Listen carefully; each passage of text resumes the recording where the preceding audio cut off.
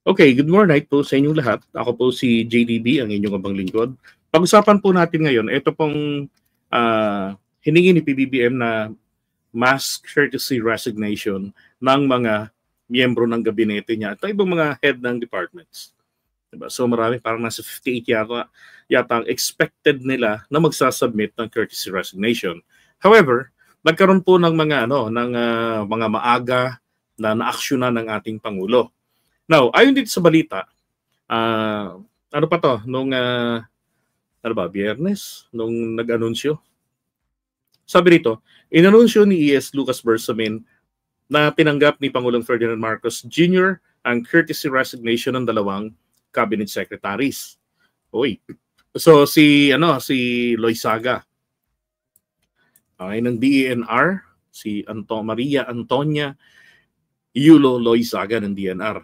Napapalitan daw po ni Department of Energy Secretary Rafael Lotilla. Etong si Rafael Lotilla, panahon pa po ito ni Gloria Arroyo. Okay, bali nakabalik lang po siya ngayon dyan sa Department of Energy ngayong panahon po ni PBBM. At ito yung merong issue kasi parang yung nagkakamali, board member siya ng isa sa mga power player natin diyan sa sektor ng enerhiya. Kaya lang sabi, exemption naman daw yung case niya. Anyway, eto pa. Sabi rito, isa pa sa mapapalitan ay si Rizalino Acosar. Ito yung sa pabahay sa Lisud. Itatalaga siya ng Pangulo bilang Presidential Advisor on Pasig Improvement. Ako, parang na-demote. Kasi, ang problema rito kay Rizalino Acosar, ang taas ng standard, hindi pala kayang makamit. Diba? Okay, sabi, papalitan naman niya si Engineer Jose Aliling na former USEC ng DSUD at in charge sa 4PH program at Pasig Bigyang Buhay Muli. Oo, so ibig sabihin, palpak si Aliling. Kaya papalitan niya. Okay, saan mapupunta si Aliling? Habang ang ibang kalihim na hindi pa nabanggit and ay under evaluation pa rin, pero karamihan sa kanila ay mare-retain naman daw sa posisyon. Oh, so alam niyo na, karamihan. Okay. Si Menandro Guevara, nag-submit na rin ito ng courtesy resignation. Pero he's hoping na ikikip siya ng ating Pangulo. Alam niyo, para sa akin hindi na dapat ito kinikip ng ating Pangulo si Menandro Guevara. Bakit? Kasi hindi ba yung nakarang issue, iniimbestigahan ni Amy Marcos, etong sila Boying Rimulya because of their action, yung pag-aresto kay Duterte. Diba? At yung Solicitor General po natin, ito yung pinakamataas na abogado ng gobyerno. At trabaho niya na sila ay ipagtanggol. But he declined. Kasi contrary daw yon sa kanyang paniniwala. Ang paniniwala niya legally ay wala na pong wala nang jurisdiction dito ang ICC. Under dun sa provision ng Rome Statute, nung ito po ay niratipikan natin, kahit daw po tayo ay umalis, ay meron itong tinatawag na residual, kumbaga latak, residual jurisdiction. Ibig sabihin, kung kailan ka naging member hanggang sa panahon na ikaw ay opisyal ng nakakalas na sa kanila, hindi ka na miyembro, so pinananatili nila na meron pa rin silang jurisdiction para mag-investigate. Diba? And then based on Supreme Court decision, sinang-ayunan nila yan, 15-0, way back sometime July 2021, panahon ni Duterte. Na sinasabi ng Korte Suprema, meron pa rin obligasyon ng gobyerno ng Pilipinas magtulungan, makipag-cooperate sa anumang proceedings na nasimulan ng ICC. At yun naman po ay consistent din doon sa Article 127 ng Rome Statute. Na ang sinasabi doon, kahit na kumalas ka na nga, hindi pa rin naalis ang iyong obligation. Diba? Sa kanila. At pinananatili ng ICC ang kanilang karapatan. Yung nga yung tinatawag po na residual jurisdiction. So, Di ba? Kaya nakakapagtaka kung bakit gano'n nagkakaroon ng ibang mga ng ibang mga interpretation. Kaya ang liwaliwanag ng provisions ng Rome Statute. Hindi porke tayo'y kumalas, wala na. And again, kung ang basihan nila ay kung kailan po nagsimula ang investigation, 2017 na isang pa yung kaso laban kay Duterte. Di ba? Tapos ni-recognize ito ng Duterte administration sa pamamagitan ng paghiling sa ICC na i-suspend ninyo investigation. Kasi mag-i-investigate kami rito kasi gusto nilang ma-avail yung tinatawag na principle of complementarity. Ibig sabihin, kinikilala ng ICC ang kapangyarihan ng local court. Di ba? Yun naman po, ang complementarity kapag genuinely nag-i-investigate na ang Estado, ang gaya ng Pilipinas, genuinely pinipersecute na yung mga akusado sa kaso na may jurisdiction ng ICC, yung international international humanitarian, ano ba yun? Yung kaso ni Digong, 'di ba? War crimes, no. So yung mga genocide. So ganoon, yung mga kaso na yan na may jurisdiction ang ICC, basta pinipersecute dito seriously o ini-investigate, and then gini-give up ng ICC yung kanilang residual jurisdiction bilang pagrespeto sa supremacy ng local courts. Yung problema, lahat po ng yan, hindi pinaniniwalaan ito ni Menandro Guevara, ng Solicitor General natin. Siya yung dating DOJ Secretary ni Digong. At isa siya sa mga pangunahin na maagang na-i-appoint ni PBBM. So ibig sabihin, si PBBM po mayroong mataas na level ng trust and confidence sa kanyang kakayanan. 'Di ba? Kaya it's very surprising na na taliwas dapat bilang Solicitor General, whether personal opinion mo na ikaw sa tingin mo ay wala ng jurisdiction, 'di ba? Pero dapat sumunod kayo sa kung ano ang sinabi ng Korte Suprema, ano yung paninindigan ng pamahalaan.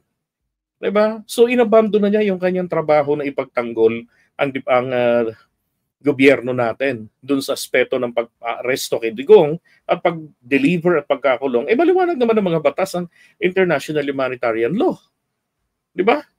Na kung mayroong treaty, then kailangan dumaan sa proseso na yung tao ay dadaan po sa extradition. Pero kung walang treaty, hindi pwedeng we can just simply let the person go.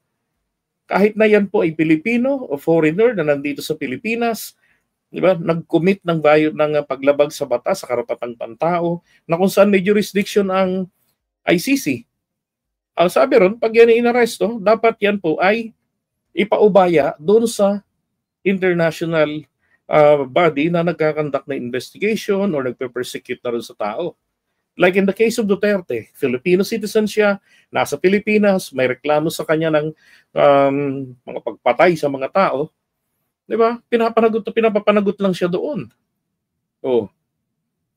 First year pa lamang niya sa pwesto niya, may kaso na siya sa ICC. Yan hindi mahirap intindihin. Ang problema, pag umiiral yung pagtanaw ng utang na loob. 'Di ba? So para sa akin, since naging ganoon ang takbo ng isipan nito ni Guevara, then panahon na, 'di ba, para i-let go siya. Malayong-malayo ito sa sinundan niya na Solicitor General, si Calida. Kaya lang may sakit si Calida, kaya nag-decline, 'di ba? So ngayon,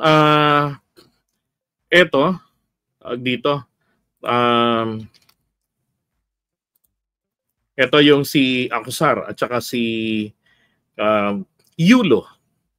Etong si Acuzar, kami nga rito, under delivery. Ito. Ibig sabihin, he is performing. Ang problema lang kasi yung pangako nila na 1 million housing per year. 'Di ba? Sa aking palagay, lugi ang taong bayan sa ganyang klase. Bakit pa i-appoint na patunayan naman na, bakit i-re-appoint o ililipat sa isang ahensya na patunayan naman na hindi naman performing 'Di ba? Wala Kaya sabi ko, hindi tama yung gano'n na ilalagay yung tao, i-appoint, 'di ba? Ay nako. Basta sa akin, alam ko yung everybody deserve second chance. But not in this case. Not in this case. 'Di ba? Imagine nyo, bibigyan nyo ng pangalawang pagkakataon, 3 taon tayong hindi napagsilbihan ng maayos, tapos bibigyan ng chance? What the heck? Ay nako. Oh, eto pa, tingnan nyo naman, balikan naman natin si Yulo, si Loizaga. Eto sa Cagayan po ito. Wow, ganda. Pabundukan nila. 'Di ba? Tapos mararanasan doon yung mga baha, mga baha-baha ganyan. Oh.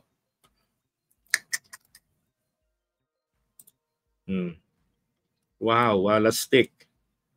'Di ba? Malapit na naman ang tag-ulan. No, tagbaha na naman sa kanila. 'Di ba? Ay isipin na lang natin papaano kung yung mga ganyan, kalbo ng kagubatan? Ang mangyayari kasi diyan, dahil wala nang mga puno, wala nang humahawak ng mga lupa diyan, wala nang ugat, 'di ba, na sumisipsip ng tubig. Syempre, loose na yung mga lupa, lalo na kapag nagkaroon yan ng tubig, pinasok, tapos may mga bato-bato yan sa ilalim ng topsoil. Guguho po yan. Pag guho niyan, kawawa yung mga nakatira sa bandang ibaba niyan. 'Di ba? Magbabara rin yan sa mga ilog, di baha na naman, na malupit. Oh. Yan, no? Ito pa. Chinese vessel po ito.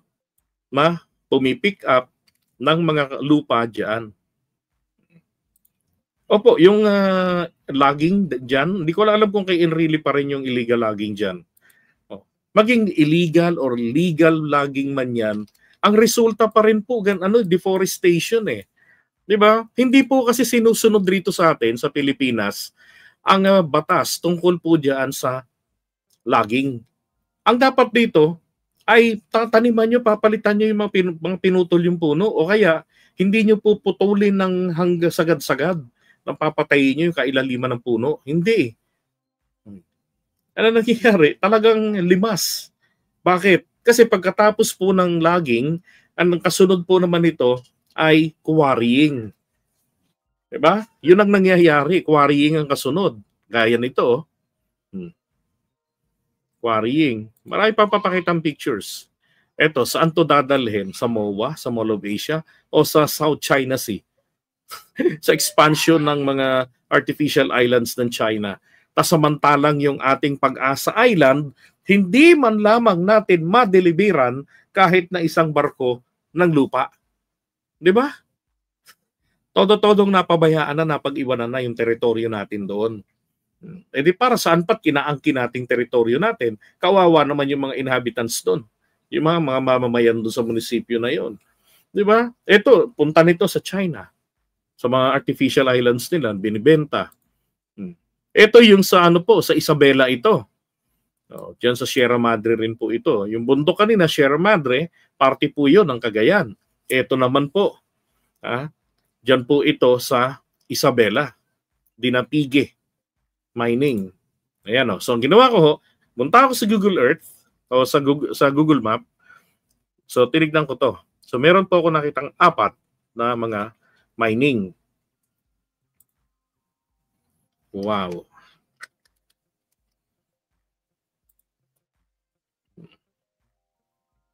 Diba?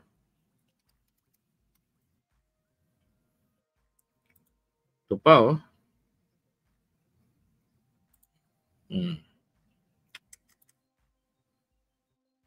Ito yung office ng Dinapige Mining.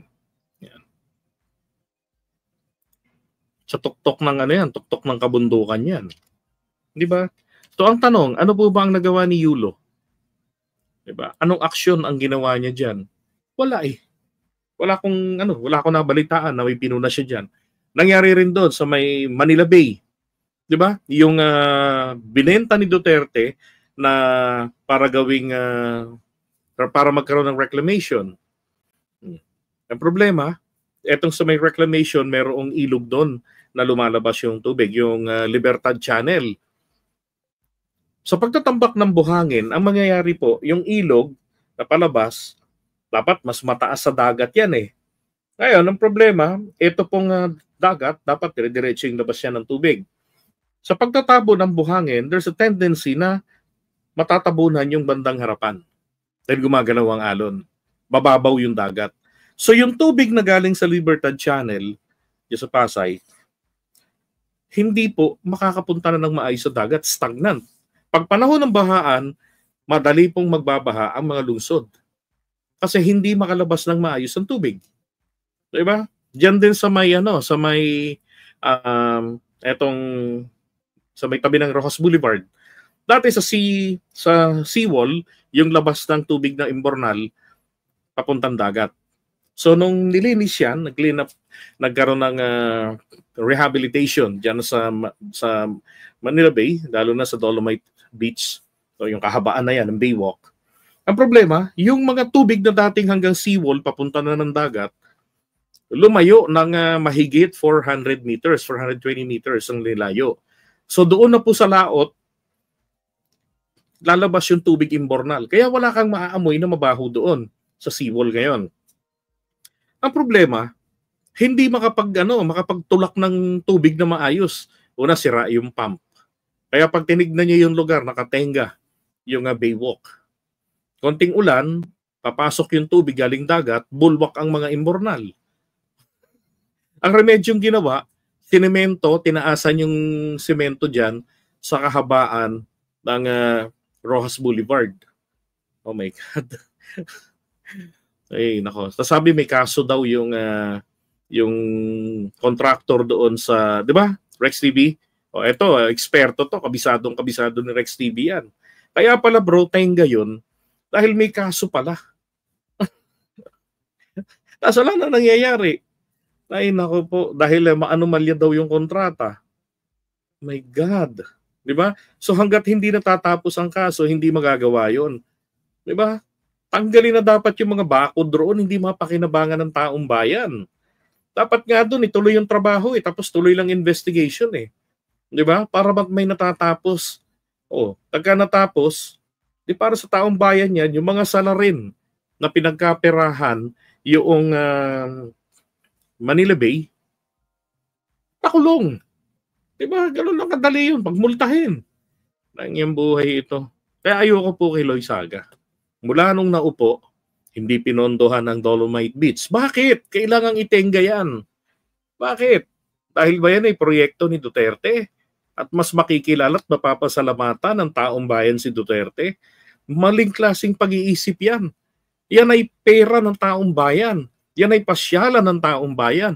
Ang purpose dyan, kaya inutos ng Korte Suprema yan 2008, panahon ni Gloria Arroyo, na i-restore yan sa dati nitong anyo, ay para po sa recreation ng mga Pilipino. Diba? Not for political expediency ng kahit na sino. Kung mapapasalamatan yung Duterte administration, so be it. Proyekto nila yan.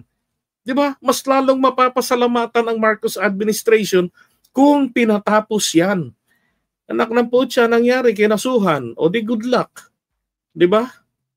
Tenga trabaho. Alam naman dito sa Pilipinas, pag may kaso, tigil ang trabaho. Sayang. Diba? Kaya sa akin sana, hindi na po i-reappoint ni PBBM sa anumang posisyon si Yulo Loyzaga. Napatunayan na hindi po ito kapaki-pakinabang habang nasa gabinete niya. Kumuha ng ibang tao, hindi po nauubusan ng mga magagaling na mga Pilipino na pwedeng mapagkatiwalaan ng ating presidente para magsilbi sa bayan. Di ba? And then suggestion lang, di ba ang sabi ng ating Pangulo dun sa kanyang mga gabinete, di ba ang sabi niya nung kausap niya si Kato Nying, i-recalibrate niya ang kanyang administrasyon para umakma ito, masagot yung mga day-to-day issues, mga problema ng taong bayan. Yun ang gusto ng Pangulo natin, di ba? So ibig sabihin, itong mga tao na to, Lotilla, na hindi naman effective, itong si Loyzaga, 'di ba? Na hindi naman effective, hindi na po dapat i-recycle. Oh, kumuha na ng iba, 'di ba? Insulto na sa taong bayan 'yan.